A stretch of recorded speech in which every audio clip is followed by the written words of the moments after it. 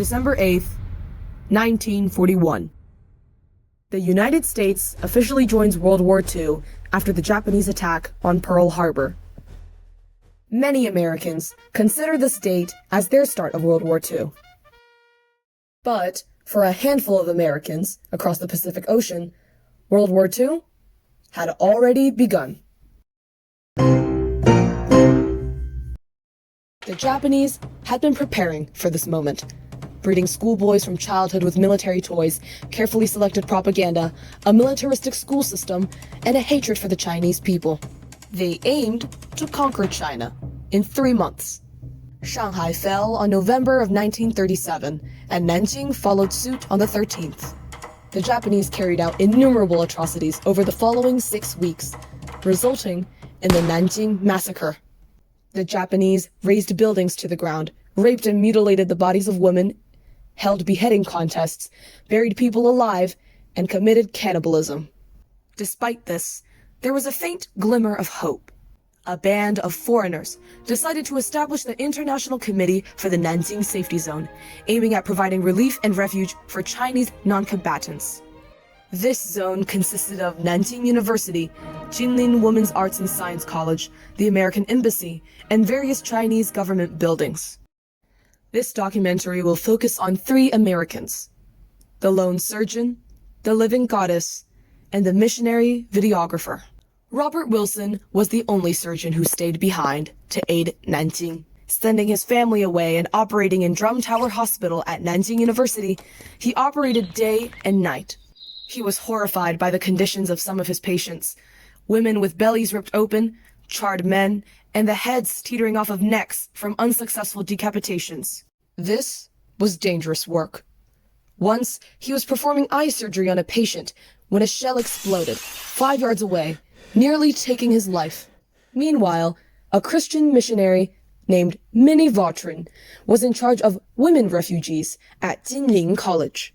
She chased away Japanese soldiers who robbed and harassed, often coming on her campus to kidnap servants and take away girls from military brothels.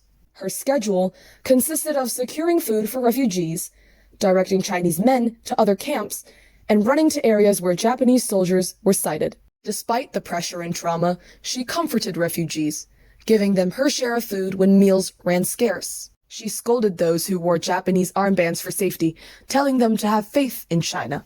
John Rabe McGee was a Christian missionary who rejected the opportunity to leave Nanjing. He risked his life by running out of the safety zone and rescued as many Chinese as he could find, saving hundreds of thousands. He brought along his 16mm camera, filming the destruction the Japanese left behind. He also filmed scenes of bedridden victims at the Drum Tower Hospital, where Wilson worked.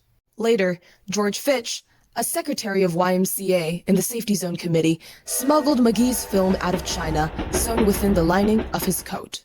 Soon, stories, photographs, and video film of the Nanjing Massacre found its way into mainstream media outlets in America, arousing outrage and anti-Japanese sentiment among American audiences. After the atomic bombing of Hiroshima and Nagasaki, Nanjing's ordeal finally ended. The Tokyo trials were held to punish Japanese war criminals. McGee's film was used as part of the concrete and crucial evidence during the trial.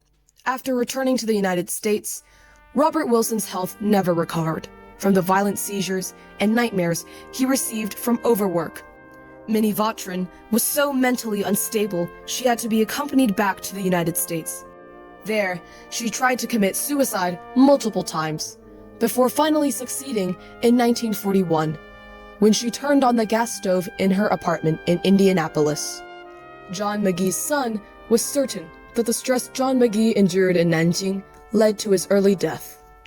The Memorial Hall of the Victims in Nanjing Massacre by Japanese Invaders was built in 1985.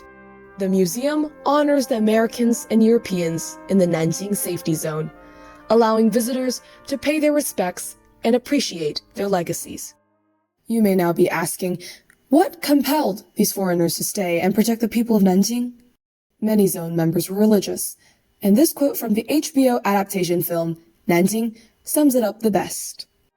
Religious faith is believing that good things are worth doing for their own sake, even in a world that seems so overpoweringly evil. I remain assured, in hard experience, that neither by national guns nor by national gods will mankind be saved, but only by the genuine regard for all members of the human family.